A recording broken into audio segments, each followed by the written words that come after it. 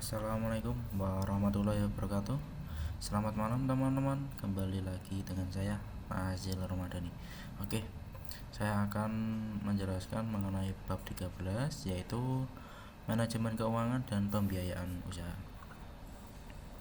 Tujuan pengajarannya yaitu menjelaskan tentang manajemen keuangan, menjelaskan pembiayaan usaha, dan menjelaskan manajemen hutang.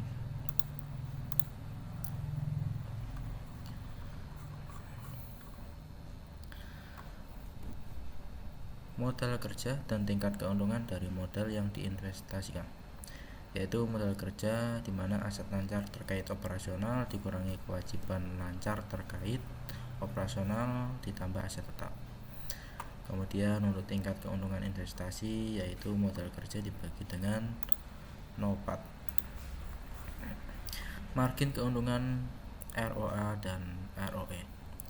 Margin di mana laba bersih dibagi dengan penjualan, ROA di mana laba bersih dibagi dengan total aset, ROE di mana laba bersih dibagi dengan total modal sendiri.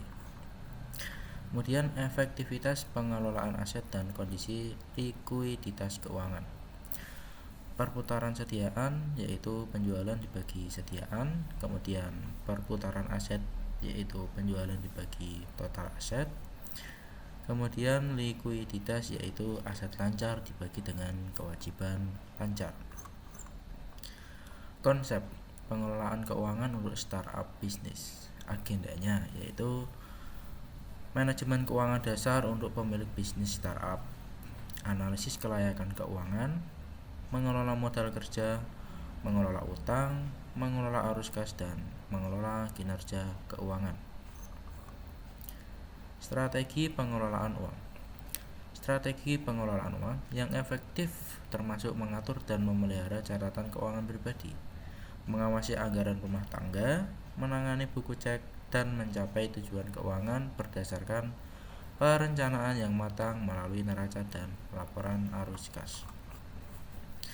Neraca keuangan, di mana aktiva lancar, aset tetap, kewajiban, dan ekuitas. Kemudian laporan laba rugi, di mana penjualannya bersih dan pemasukannya terbatas. Modal kerja, juga dikenal sebagai modal kerja bersih, adalah metrik keuangan yang mewakili operasi likuiditas yang tersedia untuk bisnis. Modal kerja operasi bersih, yaitu kas, piutang, persediaan dikurangi dengan hutang dan akrual.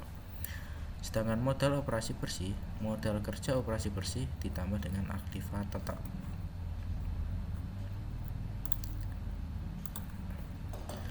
Manajemen modal kerja memastikan bahwa perusahaan dapat melanjutkan operasinya dan memiliki cukup arus kas untuk memenuhi hutang jangka pendek yang jatuh tempo dan operasional yang akan datang pengeluaran.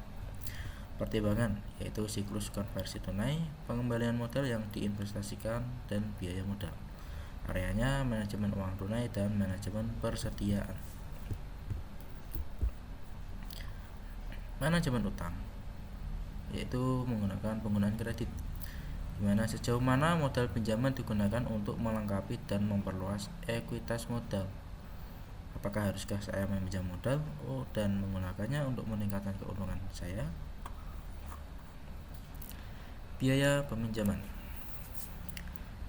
suku bunga, dan biaya lainnya. Untuk membandingkan biaya paket yang berbeda, yaitu hitung jumlah dolar yang harus dibayar di setiap periode waktu, temukan nilai sekarang yang didiskon dari rangkaian pembayaran, temukan biaya sebenarnya dari pinjaman. Mengenai sumber dana, bisa dari deposito atau tabungan perorangan, kemudian meminjamkan, pemasok, maupun pelanggan. Laporan arus kas. Laporan arus kas merangkum semua penerimaan dan pembayaran kas untuk waktu tertentu. Bingkai. Laporan arus kas memberikan informasi tentang pendapatan dan pengeluaran perilaku, dasar uang tunai, dan tidak termasuk depresiasi, amortisasi, dan akrual. Tips mengelola modal kerja. Yang pertama, tentukan siklus konversi tunai. Kemudian gunakan kebijakan manajemen kas, lalu gunakan kebijakan manajemen inventaris. Dan tips mengajukan pinjaman dana diantaranya mengetahui karakteristik bisnis Anda, mengetahui berapa rupiah yang dibutuhkan, menilai kapasitas pembayaran, menilai bunga dan jatuh tempo pinjaman, menanyakan lebih banyak penjelasan dan simulasi, serta persiapan proposal pinjaman. Oke, terima kasih dari saya. Mungkin ini yang bisa saya sampaikan. Selamat malam.